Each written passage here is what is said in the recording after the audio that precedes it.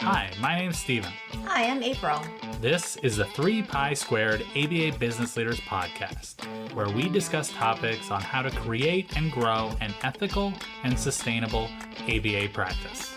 Together, Steven and I owned a 7-figure ABA practice that provided both clinic and in-home services. 3 Pi Squared has helped over 900 ABA practices start up and expand with our comprehensive products and services geared specifically to ABA. Now, let's get to the podcast. Hello, everyone. Welcome to ABA Business Leaders, brought to you by 3 Pi Squared. I'm April, and this is Steven. And today we have with us a very special guest. We're so happy to have you. We have Dr. Paulie Gavoni. He's spent decades helping individuals and organizations elevate their performance and improve behaviors across a wide range of industries, including education, human services, and even combat sports. Over his career, he's held roles like COO, professor, vice president, school administrator, and school turnabout manager, demonstrating a deep mastery of organizational behavior management and a passion for making meaningful impact. Paulie's committed to using behavior analysis to bring out the best in people and teams. He's known for delivering straightforward, candid insights that cut through the noise, but he doesn't stop at identifying problems. He delivers real, workable solutions. With a mix of no-nonsense honesty and a good dose of humor, Paulie makes complex issues understandable and earning him a reputation as trusted and effective problem solver. Paulie is a Wall Street Journal and USA Today best-selling author. And in the world of combat sports, Paulie is known as Coach Paulie Gloves. As a former Golden Gloves heavyweight champion, he's brought his competitive experience to coaching, helping fighters achieve championship at every level, from local to international. Paulie, we are so excited to have you today. Well, thanks for being here. I love talking shop, and I definitely try to keep things real. I just think that's the way to go about it. Yeah, definitely. I know. I'm gonna let Steven take the reins on this podcast because having you on our podcast was on his wish list as he's new to the MMA world, and he's here in our BCBA world, and he says he's not one of us, but he's very much one of us, even though he's not a clinical one of us. He's definitely got all the BCBA requirements there. I'm really excited. I have a lot of questions, and I have a lot that I want to learn. I'm very excited to hear more about what you guys have to talk about, and I'll just be here to join in. Sure. Yeah, there are a couple of things that I wanted to talk about that you've done, like especially one of your more recent podcasts, but I also saw an article that you did in LinkedIn that was, I think it was like values aren't just something you put on the wall. Yeah. And it kind of went through a story of somebody who was like, they had all the buzzwords on their website, and they got all the pretty brochures, and then they went and it was like, wait a second, this doesn't match. And so it appears to me, at least, that values are very important to you, and I'm just curious how you use them in your life and in the business side of things. Because I think a lot of BCBAs, when they start a company, they know they want to do it better, but they get in over their head really quickly, and then maybe they forget about the values that they brought, or they just didn't have a good enough, like they weren't tangible enough that they can't see when they're going outside of their values. But I just want to talk about that. Yeah, we all, I love talking shop on this stuff. It's awesome.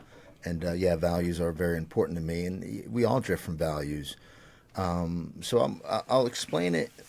I'm actually writing a new book called Behavioral Intelligence.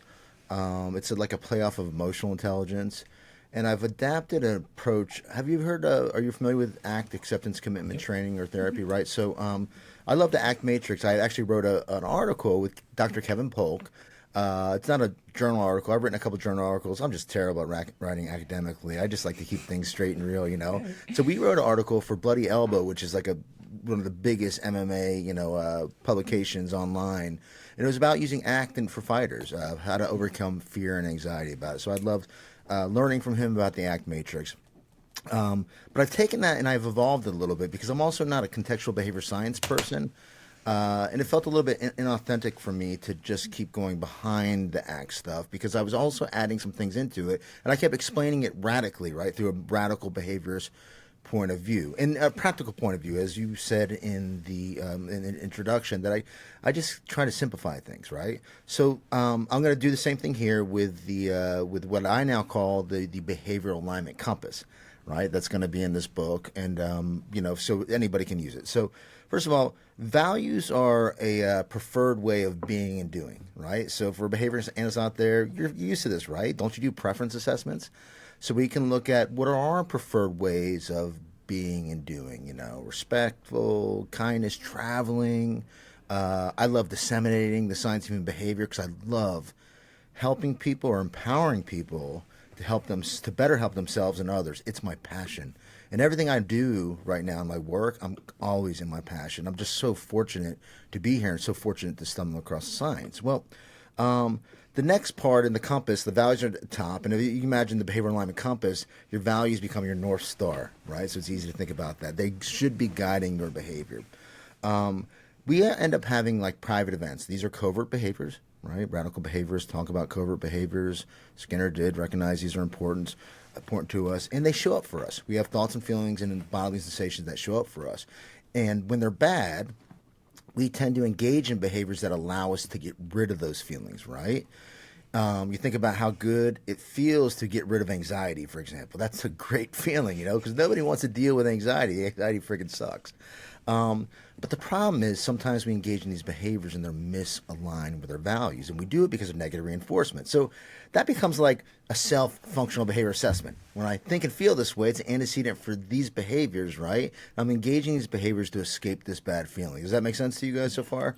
Yeah. And so now what people need to do regularly is check, is my behavior in alignment with my values? But a lot of people don't recognize their values, right? When they realize that their behaviors in misalignment their values, they need to now engage in a replacement behavior. This is like a self-intervention plan, right? Or for organization, it could be shared values, and where this is group behavior, right? Group design. So we have to figure out what those behaviors are, right? And in ACT, they talk about if you engage in these behaviors, they're going to move you towards your values. That didn't really make sense to me because values are not like stationary, right? And we make it very clear that values are not goals. So the spin I've put on the behavioral alignment compass, because everything is very similar to the ACT matrix, is that I say that we have to know our values, but we need to identify value-driven goals and then identify accomplishments as metrics that let us know we're moving towards those goals, right? Because that becomes the reinforcers. We can actually move towards goals. You can't really move towards values. And I think it's important. If something's really important to you, like in an organization, in your life, you set goals, right? And you identify the accomplishments that we need to engage in that are going to serve as feedback and metrics for us to let us know we're moving. Just like if you're driving somewhere, you're getting data that pumps in to let you know you're getting closer and closer to your destination, and that data serves as positive reinforcement for you, and you can set new goals once you get there, So I think in organizations too often, and behavior analysts, we make these great sayings on the wall, that we're this and we're that, we're inclusive and blah, blah, blah. Well, if you value something, you measure it, right? If you value something, you measure it. So if you value inclusivity, what's your measure of that? If you value respect, what's your measure of that? If you value quality, are you measuring? Are you putting it out there? And too often we're not. And too often the system is not built on the values because your system should be built from the ground up on those values, and that's going to manifest itself in the day-to-day behaviors and the measures, right? So we're intentionally looking for behaviors aligned with those values so we can get those behaviors in touch with positive reinforcement, right, from the organization. And we can hire people that have aligned values, shared values, and tap into those. Now we have people that are going above and beyond even when you're not looking because it's producing valued outcomes. And a lot of organizations are trying to we got to give gift cards or, gas cards or coffee cards. I'm like, that's a great, showing an appreciation for their behavior, but that's not what's not going to maintain their behavior. People, the most powerful reinforcement for people, I think, is first of all is that they feel supported, right? They feel valued by the people that are there. They know what to do, and they know if they do it, it's going to produce a valued outcome. And I believe most people get in this field because they want to help the learners. And I believe they end up getting burnout when they're not producing positive reinforcement. Because from a behavior point of view, that's what burnout is. You're not producing positive reinforcement, right? The effort you're putting in is not matching the positive reinforcement coming out. And therefore, you're behaving because of negative reinforcement. When we behave because of negative reinforcement, we do just enough to get by. Only when looking, we end up leaving. I said a mouthful of stuff there. You guys have been sitting quietly, So did that answer your question, Stephen? Yeah, no, it definitely does. I think, that's something that definitely April talks about all the time is you need to identify your values when you start a practice so that you can embed them in your day-to-day operation. Because if it is just a slogan, a saying, a lot of times what we hear from is I took a 2-week vacation, finally, after, 4 years. And when I came back, people weren't doing what I wanted them to do, right? They weren't treating my staff. They weren't supportive enough. They weren't helping their clients the way that I wanted them to help them. And I don't recognize this company I'm coming back to. So I think that, you said it very well, is like you need to be measuring your values through goals and key performance indicators or whatever you want to call them, to know that you are meeting those values that you started the company for in the first place. Even when you're not there. Even when you're not there. That you created the culture within your company, with your organization. Well, the problem will be that when, let's say somebody comes in and somebody's like really valued, very valued leader, as the organization grows, you get further and further away from the day-to-day. And if you don't have a good system in place, right, that's going to maintain the behaviors aligned with those values, because values come back there like a bucket that behaviors go into, right? People are going to have big drift. And how do we maintain those behaviors? Well, systems do it. Again, if the system is deliberately designed to deliver positive reinforcement for value-added behavior, and it's been unpacked beginning with the end in mind, what result do we want to, achieve? And, what's the frontline worker, the RBT, for example, need to do to produce that result? What's the BCBA need to do to support that RBT and up the chain? All that needs to be in place, and people don't really understand how to design systems. You have a lot of people who are clinicians, and they love helping people, and thank goodness, they do have that value. But there's also the E-myth, and that is they don't know how to be an entrepreneur. Being a business owner is far different than being a clinician. It's a different skill set. So no matter how well-intended they are and whatever great clinician they are, they need to get other people to do those things. That's why they need to have a system. That's why I believe everybody needs to understand organizational behavior management. That's a big piece of it. April and I are so honored to have Margin Keepers sponsor this podcast. Running an ABA business comes with its share of challenges. Managing clients, staff, insurance, the list goes on. One thing you shouldn't add to your stress, bookkeeping. That's where Margin Keepers comes in. They're specialists in ABA businesses, which means they understand exactly what we need. With Margin Keepers handling your finances, you can focus on what really matters, your clients and your practice's growth. They're more than just bookkeepers. They're lifesavers in the financial world of ABA. So for peace of mind and expert financial management, turn to Margin Keepers. It's a decision that will lift a weight off of your shoulders. Check out Margin Keepers at www.marginkeepers.com and see how they can help your business thrive. And what would you, how do you recognize a goal is meeting your values? Because I think that especially if you're going to tie your goals, you're collecting the data, your incentive, and now you start incentivizing those goals. How do you make sure that the data that you're collecting actually measures the outcome that you want, so that it's not you're incentivizing inadvertently a behavior you didn't intend? Does that make sense? Yeah, well, I mean, you have to identify when you identify behaviors, right? Let's say value or respect is a value of yours, right? Well, respect looks different across different conditions, right? Across different cultures. Like literally in some cultures, making eye contact is respectful. In other cultures, making it is disrespectful, right? So you need to identify the key behaviors up front, right? First and foremost. And then we have to identify, well, how are you going to measure that? So there's obviously direct observation. Can we go out and see people making direct eye contact, for example, if that's a way? Or maybe it's involving stakeholders. I think that's another way to, check on respect.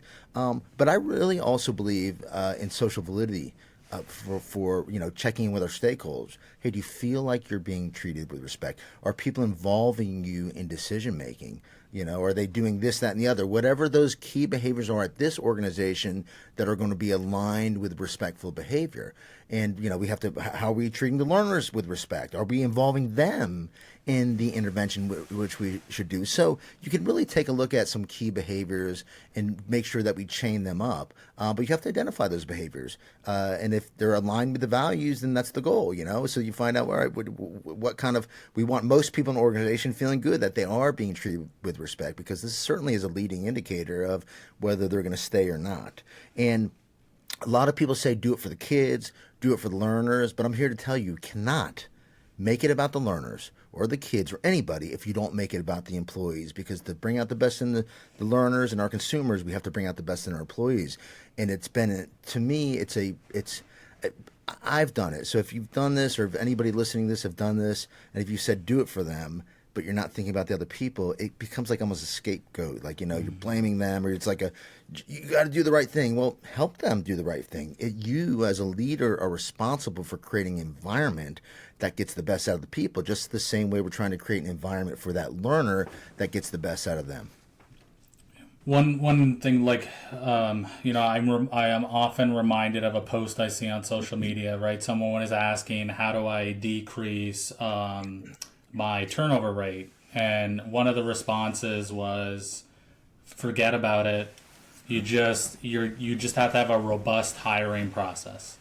And it really, that was a kick in the gut for me, right? Because one of the, if you are expecting a family to entrust your team, your company with their child to reduce behaviors, how you have to be able to do that with your own staff, right? So I'm just curious, are there any quick things that I get that this isn't quick, but maybe key things, or because you don't want to take too many things at once, because then you can't juggle all of those things at once, right? So are there any one or two things that you think you should start looking at collecting data on first? Yeah. Well, here's the thing, right? One of my books, or a couple of my books now, focus on this stuff. I wrote a book called Positional Authority Ain't Leadership, and I also do keynotes on it. And the point being that we can all and should all engage in leadership behavior if we're supporting somebody else below us, right? That includes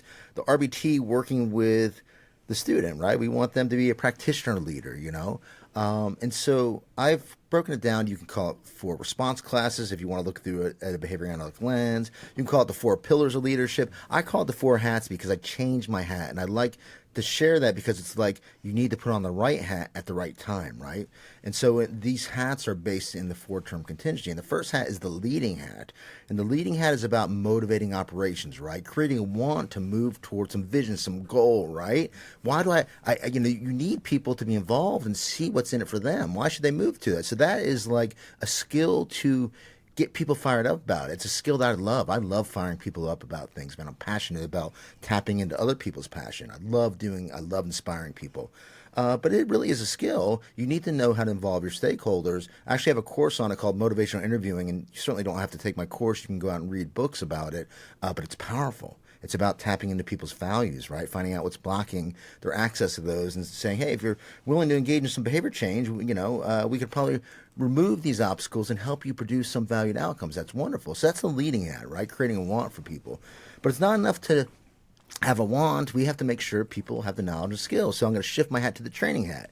And the training hat is about skill acquisition. Whether you're directly teaching somebody how to do something, or you're, as the CEO or a hired leader up the org chart, you're ensuring that there's a system in place to make sure that when people come in, we assess to make sure they have the skills, and then we make sure that we have an approach that gives them the skills, right? So the training hat is about skill acquisition. We really need to think about having stuff that builds fluency with those skills. Now, what we know is that training is an antecedent strategy. A lot of times when we talk about challenging behaviors, we look at antecedents as those things that trigger, right, those behaviors. But in the OBM world, we look at antecedent strategies, same way they come from before behavior, but they're intended to get behavior going. They are things like training, goal setting, planning, telling. They get behavior going. But what we know in the science is that it might get behavior going, but if you don't get in touch with consequences, the behavior is going to go away, right? Reinforcing consequences. So training gets the behavior going, but now I got to shift my hat to the coaching hat, and the coaching is about supporting the generalization of learned skills into natural environment. So I make sure they have the knowledge and skills, and that's more about telling, instructing. Coaching shifts to asking, what are you doing and what impact are you having out there, right? Because people tend to be poor observers of their behavior and poor observers of the impact of their behavior on the environment. We want to help them behave well enough and long enough that they see that they're producing valued outcomes, and those outcomes will take over their behavior. Does that make sense so far? Yeah. All right, so the fourth and final hat is the managing hat. And I called the first hat the leading hat and the last hat the managing hat purposely because people get confused or they think one is better than the other, right? So leading is an MO, training is skill acquisition. People also confuse training and coaching, right? The coaching is about generalization of those skills. The managing hat is about maintenance of those skills. Okay, so we have to maintain it. And how do we maintain those skills? Well, when you have a robust system, that I go back to the beginning, that's deliberately designed to deliver positive reinforcement for value-added behavior, and there's contingency in place. Everybody's aware of those contingencies. You let the contingencies do the work. Like when you drive somewhere, there's the ultimate reinforcer, right, which we're getting to our destination. There's the immediate reinforcement that's coming through our lens. That is the lines moving by, all the signals that let you know, that serve as feedback and reinforcement to let you know you're moving towards your destination. If you start to do something that you shouldn't, like you're on the highway, you get that little rumble, right? And it says, get back in line, right? That's a contingency in place. If you speed, you can get a ticket. If you speed too often, you can lose your license. You go to jail. There are all these contingencies that are built in the system, and you've accepted that because driving delivers lots of positive reinforcement for you. And that's how people need to think about these systems. But they think short term, and they forget all about the science when somebody doesn't perform to a standard. And they resort to coercion because it creates change. And so we don't want that to happen, right? And we want people to keep on the behavioral lens. I call that behavioral myopia when we forget all about the science when it comes to the adults and we only focus on the learner. The principles are all the same. Yeah. So my job has been trying to bust people out of the matrix and get them to say, always keep your behavioral lens on. Yeah. Yes. Yeah, I think we did some research for, I don't know, it was 5 podcasts, I think, right? Where it was, I hate my job, right? We went on TikTok and Reddit and places that you don't want to go. And just the feedback that we saw from RBTs and BCBAs was, I'm not supported. The one thing that is horrible to hear, but it was reoccurring, was I'm just a warm body that lets them bill, right? These are the most passionate people, right? And we're crushing them with the no support, no training, right? And so I'm just wondering your thoughts on that. How do we change that environment? Well, I mean, first of all, it makes me sad to hear that as well. And I think most of the time, even with most of the time, it's good people engaging in bad behavior because they just forgetting about the science. Because our industry, our prep courses are so focused on, in my opinion, passing the test, and they provide a limited sample of things, right? A lot of times they're providing illustrations of somebody with special needs, and so it's failing to generalize their knowledge. We are going to have to connect the training world to the real world through more simulations, and simulations that provide you different environments with which to apply the concept. What's positive reinforcement work look like with the learner? What's it look like in MMA? What's it look like in the workplace, right? What are the antecedents here, et cetera, so that when people get out into the workforce, they can do it. And I mean, it can be right now an analog simulation. That's fine because it's cheap to do. But like eventually, virtual reality, it's going to drastically increase the likelihood that people are applying the concepts in the real world, like in the MMA world.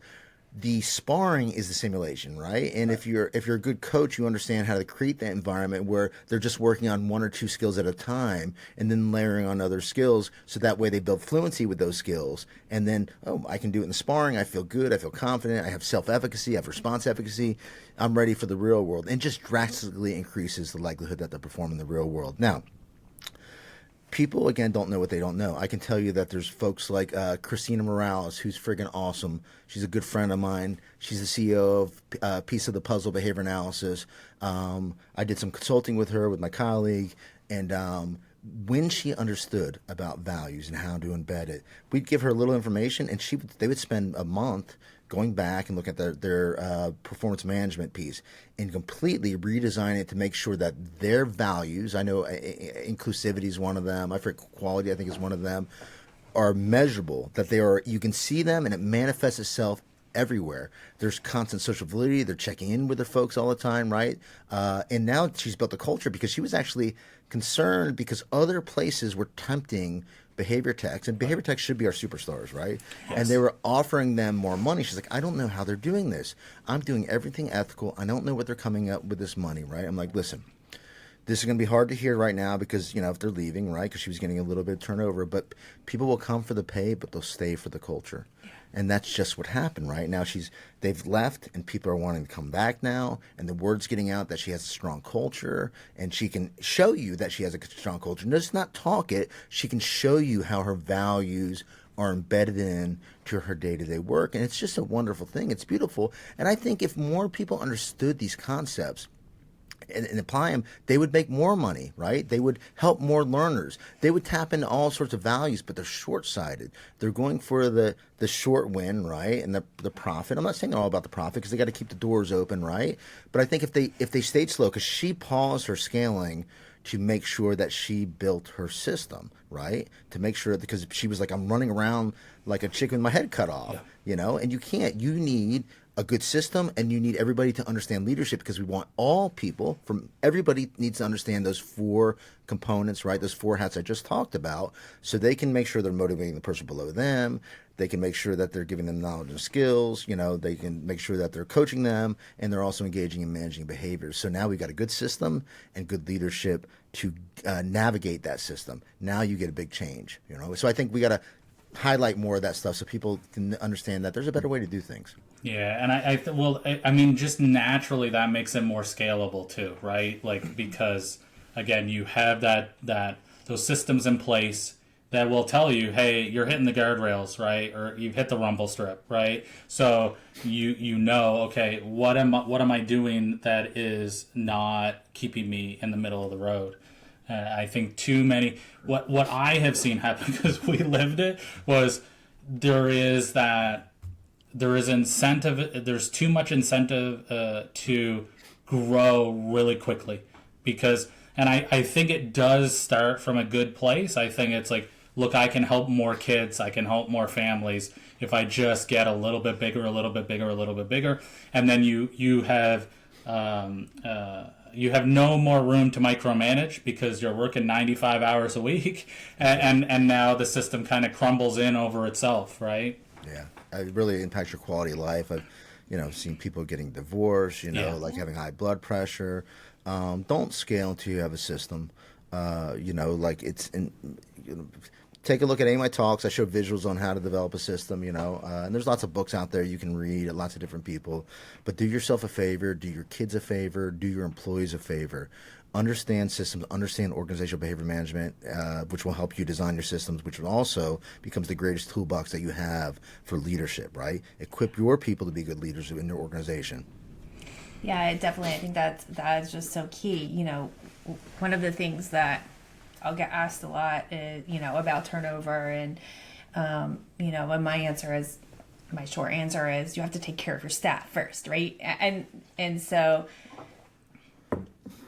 the question then back to me is how, right? We already offer insurance benefits. We give paid time off. We have, guest cards. We have like bowling night every other month or whatever, right? And it's not working.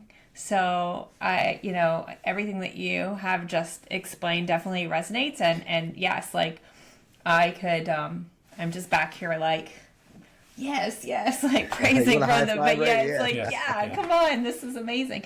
And to your point, what you said, like the science works with everybody, right? Not just because you're a 4-year-old with an autism diagnosis. I think that's something that we just need to even just normalize, talk about more, right? That it's not, I think we've kind of gotten, and I just say we generally from a lot of the companies that we work with, that it's become such an autism focused science, but it's not, the science isn't built around autism, right? Yeah. It's for everyone. Well, that's exactly right. And again, I think we've been conditioned. I was, in many ways, I was fortunate. I actually got certified as a BCBA-D back in 2004. Somebody said, "Hey," and I was broke. It's like you can make $50 an hour to go get this training. I thought it was like a crisis management training, right? So I showed up to it, and I'm like, oh my God, this makes so much sense to me. It's the only, I have 4 degrees now, and I did the bare minimum to get most of my degrees, with the exception of my final doctorate leadership degree and this certification. Man, I really loved learning about it. But I wasn't surrounded by behavior analysts, right? And I was a slacker. I wasn't doing research. I wasn't going to conferences, right? And so I just started thinking like, everybody's using the science everywhere. Why wouldn't you use it? So I started doing it in MMA, and I learned about OBM and doing it in schools, and to kind of find out like people aren't doing this stuff. I'm like, wait, what? Because I think I was not conditioned. I didn't have like a box put on me to think about those principles, because I just see we can use them everywhere, and we really need to keep that lens on. I think that comes back to the behavioral alignment compass I talked about. And if you value behavior analysis, right, the philosophy of behavior analysis, you need to check your behavior to see if you're engaging in the behaviors that are aligned with that.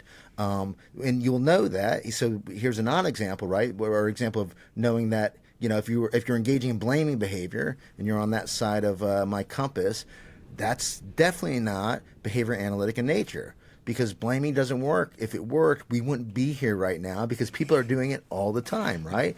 And we know that in order to get behavior change, we have to change the environment. We need to know why the performer's not performing to a standard. And that's why in all my books, I talk about the performance diagnostic checklist, because it's very simple. It comes down to a can't do or don't do, as I like to say. I don't like to say won't, because that seems like refusing. Can't do, it's a skill deficit. We got to give them the skills. The don't do gets a little bit more sophisticated, right? Could have to do with processes. Nobody's observing. They're not getting feedback. They're not seeing the impact. We're asking them to do too many things at once, et cetera, right? So there's a few more things. But we got to keep on that lens. The same way, if a learner was engaging in challenging behavior, we don't just throw an intervention in. We get to the root cause of it first, right? So we can identify the appropriate intervention. And we don't have to do anything that sophisticated. Just keep your lens on when somebody's not performing. And you, as a leader in whatever position you're at, you are the arranger of that environment. So what are you going to do more or less or differently that's going to change that person's performance?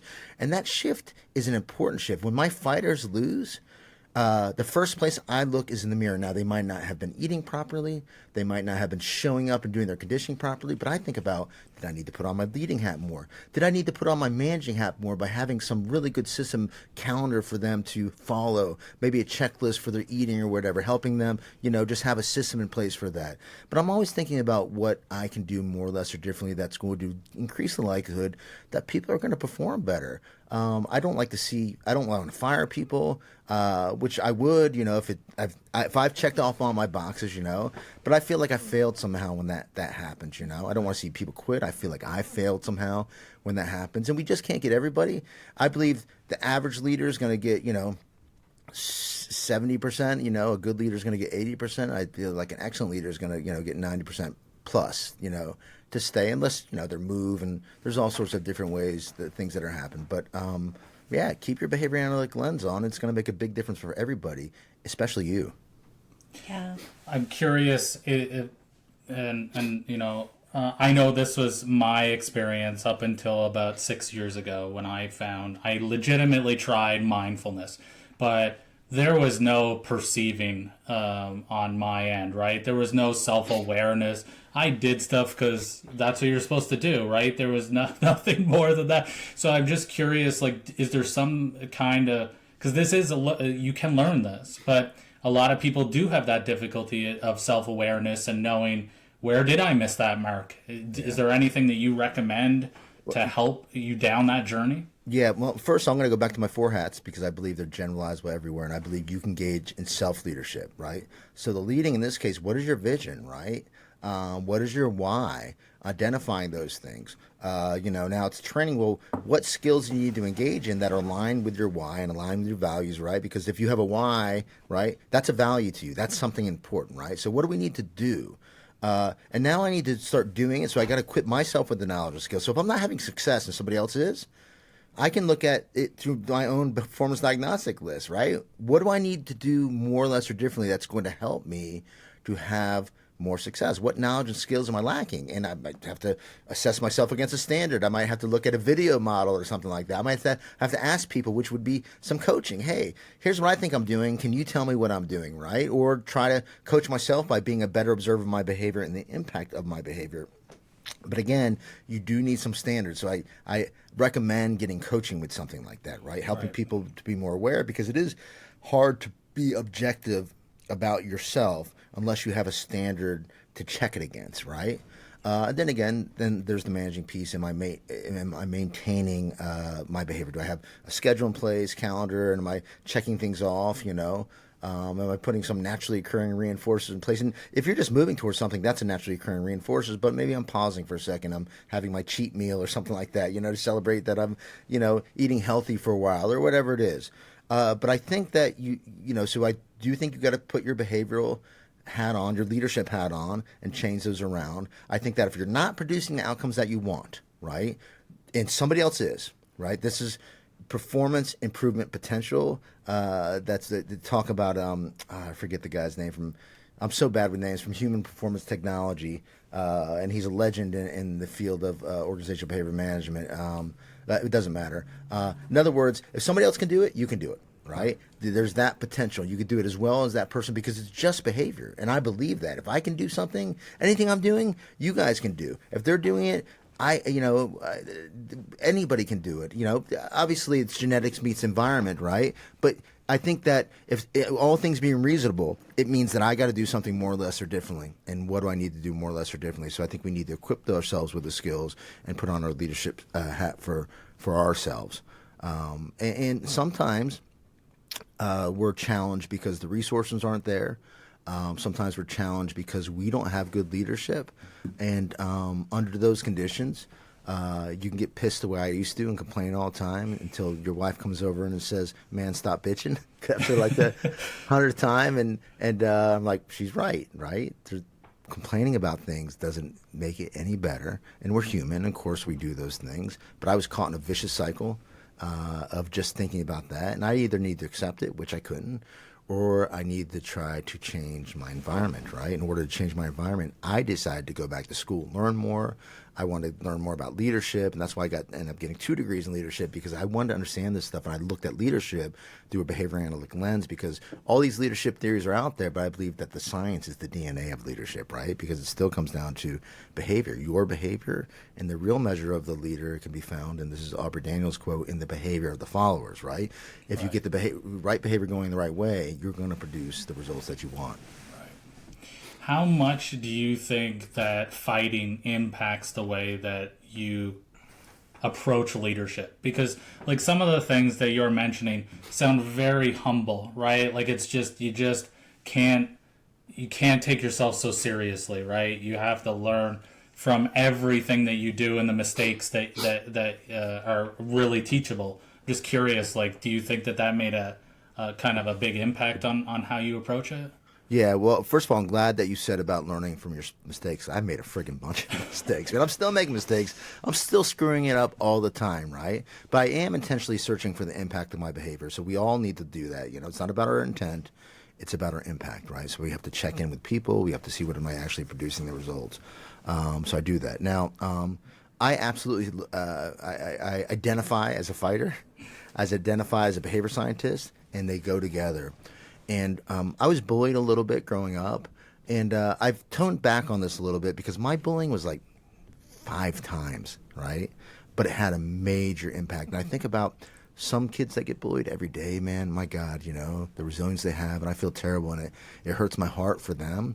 But I've seen bullying in the workplace, right? For people with positional authority. And that's why, like, my fighting has changed from, I still train at the gym, I still box, regularly, in fact. My body's not loving it so much, but there are other ways I fight, right? So if you see any of my articles, I'd say 85% of them probably come out of me seeing somebody write something stupid like you saw, and I don't want to, I say stupid because I get pissed when I heard you say that, you know what I mean? I feel so bad for the people, and I think about whoever that person is, they don't get it, and I like start to feel this, like, I feel it welling up in me right now just thinking about it, because I know that they've probably been engaging in some coercive behavior with people, blaming them, doing some things. I'm not saying they're a bad person, but it is bad behavior. So I channel that fight in me to fight in a way that makes a difference in the world. And I will come back. I've been on a cruise and I've read something in social media. I'm like, well, you know what I mean? Like, and I'll go back and I'll just we're on a cruise and I'm writing for 8 hours because I can't stop, because I'm so driven at it, because I think that people need to learn better. But I shape it. If you look at all my stuff, and I actually had Grammarly provide me some data that was pretty cool the other day. And they told me over just the last 2 years, I've written 155 million words, right? I'm like, holy crap, man. Wow. Like, I was shocked myself to see that. But if you look at what I write, it's all positive, right? Sometimes I put a little assertive, say, hey, this is not okay, and here's why it's not okay. But I really do want to empower people to better help themselves and other people. So everything I'm doing is serving my vision, serving my mission of my vision of making the world a better place through behavior analysis, my vision of helping people to learn about the principles and apply it. That's the real dissemination, when they actually learn and apply some of the principles. So, but I do take that fighter aspect into me, and I feel like there's been times where I've seen people bullying, and in my book, Positional Authority Ain't Leadership, I talk about my own shame for not sticking up for people, because I detest seeing people being bullied, but I was afraid for my own job.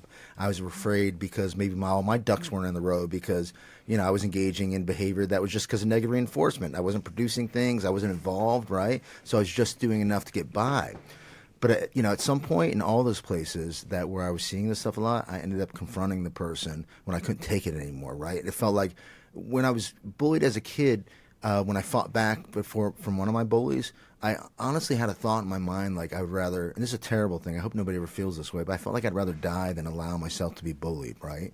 And I've carried that within me. At some point, when I felt shame, I'm like, I'd rather lose my job than watch somebody be treated this way anymore, And so I've confronted, and sometimes I've confronted in the way that, look, I'm a fighter. I'm a big guy, you know what I mean? And I should have addressed it early on, because I shouldn't have let my temper get the best of me under those conditions. But I was just so like, I can't, the best thing to do is address a behavior like immediately. Everybody wants to ignore it, but then it wells up in you, And I tried to do it in positive ways when I saw it, and ask questions and shape it that way, But when you see it consistently, it just, the dog came out. But it's only happened like that twice, thankfully.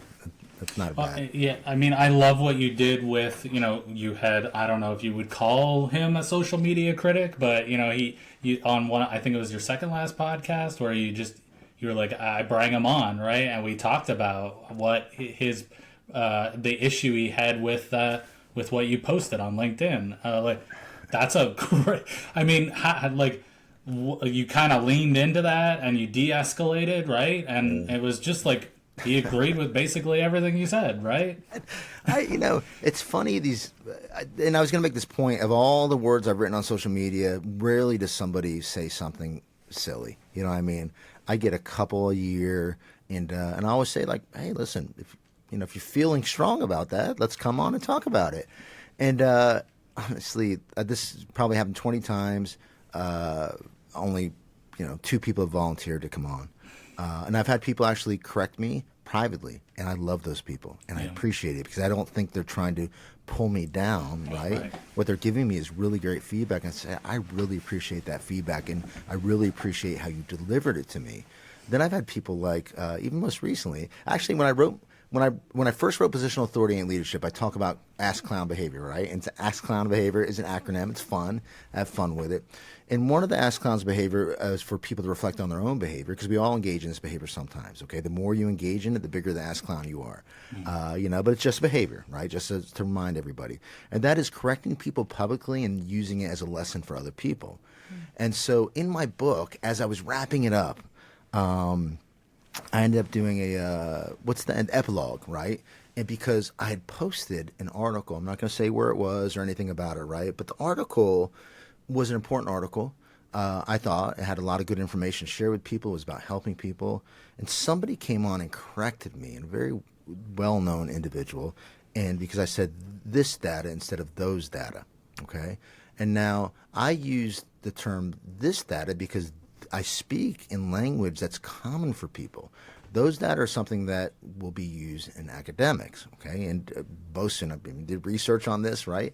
And so I was corrected publicly with it. And I said, okay, hey, thanks for that feedback. I appreciate it.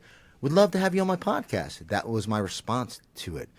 But the individual then took that feedback, that public feedback from me, and put it on their own page. So not only do you correct me publicly, right? Now you put it on your own page. I'm like, I don't think that's the right thing to do. Now, I messaged him privately on that, right? But I originally went back to my book, and as I was doing the epilogue, and I explained in too much detail what I just explained to you, because I'm like, somebody's going to be able to find this. And my goal was not to shame the person, right? My goal was to make this a lesson. I thought about, as I'm doing this, I'm engaging in Ask Clown behavior right now. I am doing exactly what I said in the book not to do, because I'm publicly correcting him, right? So two wrongs don't make them right. So this comes back to the awareness and the alignment. I had to check my behavior against what my values were in this moment. Be aware, like, man, I literally had published the book.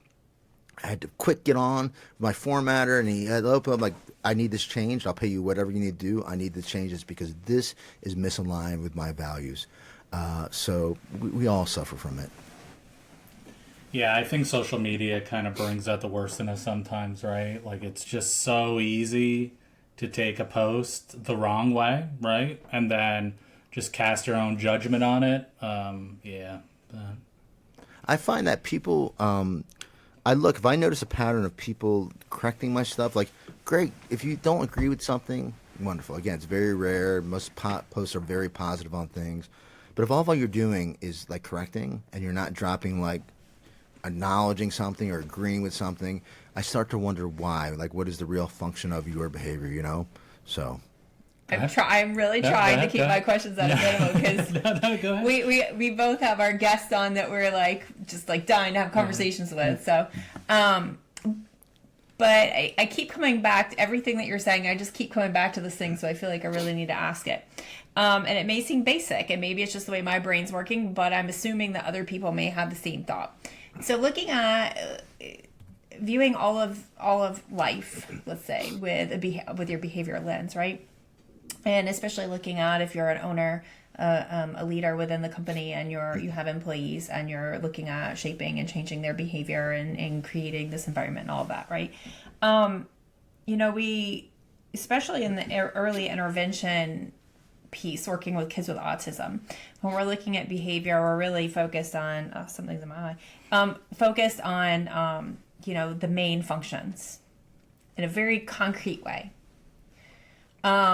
How does that interpret out into the world, right? When we're not going to sit down and have a functional behavior analysis and intensive, with each person, right? No. And determine, this is for sure escape, maintained. And this is, what does that look like just out in the world? I literally just keep on. So, just like I see things in this behavioral alignment compass, like, I'm in the right quadrant or I'm in the left quadrant, right? Yeah. I see performance issues through a PDC lens. And the performance diagnostic checklist, it's simple. It's 2 pages, right? It's the 4-term contingency. And I think about Why are they not doing what they should be doing? And there's a reason. That doesn't mean my emotions aren't there. Right. I get pissed, right? They're not doing this, right? But I have to stay aligned with my values. And I have to think about what's going to be the impact of my behavior if I go out there and say, you need to do this and blah, blah, blah. It's not that I would never do that. If you do it, you better make sure that you have an environment that's been rich with positive reinforcement for value-added behavior. So people will always say, well, you should never punish. That's bullshit.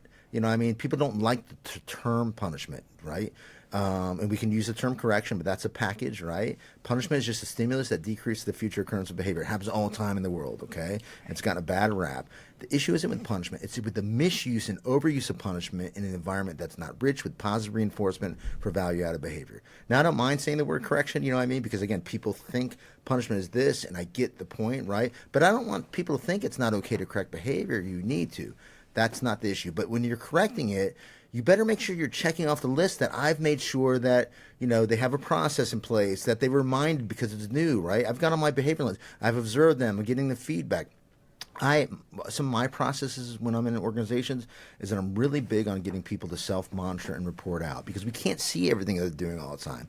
If we've trained them well, this becomes part of the coaching approach, and where they're taking a look at what they're doing and the impact that they're having, and they're reporting out. And now I come every so often, and I do inter-observer agreement, right? This is all part of our science, right? I'm just checking to see if what you're reporting out is what I'm seeing. I'm giving you feedback on it. Hey, great, well done. Or I'm asking you a question. Tell me a little bit more about this. You mentioned you did this, that, and the other. Tell me exactly what you did, right? And that way it gives me a chance to positively reinforce what they're doing well and maybe shape up some other behaviors, because we can't be there seeing people do stuff all the time. It's one of the things that there's a big hole. Like I teach at Endicott. It was a great course. A lot of it's built on Aubrey Daniels' work and OBM, right? Mm-hmm. And he talks about how you have to deliver positive reinforcement immediately. But let's be real. What are you going to do? Just give Skittles all the time? It's not like a kid, right? We're not doing discrete trials. Mm-hmm. So the positive reinforcement is going to be like people feel valued. And at the end of the day, people want to know that they've done the things that they need to do and they're producing the desired outcome, right? So helping people see that when you engage in this behavior, the learner gets better. Your supervisor is happier. You feel better about this. That's what's going to keep their behavior going and keep them there.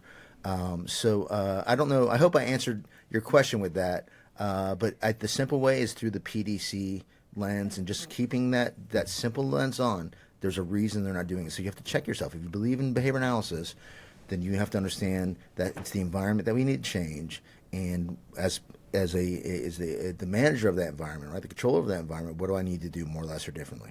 Right. No, that did answer my question. It's me personally, and I think a lot of other people in that autism early intervention type thing. It's like it's hard to think outside the box. And so the more that a few years ago I joined Stephen in this venture and helping to consult other ABA companies, and as we built and grew our ABA agency and I learned how to lead people and be in management and business and all of that stuff, that I had no clue. I never had I babysat until I went to college, and then I found ABA in my freshman year of college, and then I went to I never had a real job, not that this isn't a real job, but a corporate, right. I never worked outside of this field. I never worked at a store or a restaurant or anything, and so there was some learning curve there. Only bosses I had were the parents that were babysit, that babysit, so it was a whole culture that I had to learn too. But that has really, the last few years has really pushed me, and having a company as well, really pushed me to look outside of the box and see. Looking back at my time in having our ABA agency, there's a lot of things that I'm learning as we're learning more and getting to talk to amazing professionals and experts in the field. I catch myself often going, oh, I wish I could go back. These are the things I would do differently. And we can't. So what I'm doing is paying it forward and helping to spread that information and, to have those conversations. Because one of the biggest things that I value is collaborating. And I think that's something in our field we don't do enough. And so I just love these conversations because I feel like it's at least gets that going, gets the conversation going a little bit. Yeah, agreed. And I'll say and we're coming up on our time here, but Yeah. I know that if we keep everything we want behavior analysts or RBTs to do with learners, we need to do with the adults, right? So that RBT that's coming into the job, right? We should be dropping them the job without assessing their competency when they come in. What can they do and what can't they do? Because if that's what they need to do to be successful in their job, we're going to put them in there. They're going to do all sorts of things that are not correct. And that means they're going to get in touch with probably aversive outcomes, right? And it's going to Right. make them want to leave. And then we're going to start judging them, doing all those things, right? So we need to make sure that we do that for the RBTs, the BCBAs. And yes, I know it slows down the process, but it's going slow to go fast and it's going slow to maintain. As a fighter, the first day I walked in the ring, I was dropped into the ring, gym. I was dropped into the ring with a professional fighter, and he beat the shit out of me. He broke my nose, and I just got it fixed 3 years ago. Okay? And what we learned from this is that how many potential world champions, in this case is what I thought, walked into the gym, took a beating the way that I did, and never came back thinking that they didn't have what it took to be successful. It had nothing to do with them. It had to do with the environment that they were dropped into. And we're dropping our RBTs, our BCBAs, our directors who have just got certified, into these positions, and they're not qualified. They don't know how to lead. They haven't been provided with OBM skills and knowledge. Just because an RBT passes a 40-hour course does not mean, I am certain they are not ready to work with that learner. The BCBA, just because they have a certification and now they're getting supervised, those supervisors aren't getting OBM, right? They're not getting the simulations I was talking about. Right. They're doing the best they can. They're well intended. But now it's a bad cycle of performance management there. And this is why we get people leaving all the time, because they're forgetting about using the science as business. And business is behavior, right? Yeah. So we need to keep our lens on. I say we end it there. Yeah, wonderful. I think that's... Is there anything that we didn't cover today that you were hoping to get to talk about? No, I love topping shock. Like I said, I am constantly in my passion. I'm so blessed, however you want to frame that. I travel all around the country and the world, talking, doing keynotes, doing consultation, doing trainings on all my books and stuff. It's really behavior analysis has been very good to me. I see it as a toolbox for helping others because that's my value. Right? It's not just about engaging in behavior analysis. It's about helping people to better help themselves and others. And that's why I think this is the science of helping. Awesome. Well, that being said, we're so thankful that for you coming on and spending time with us today. That was a wonderful conversation, and I really enjoyed getting to know you. Yeah, you too, guys. Thanks for having me on. Thank you. All right, thanks. Thank you for listening to our podcast. Hopefully it was helpful.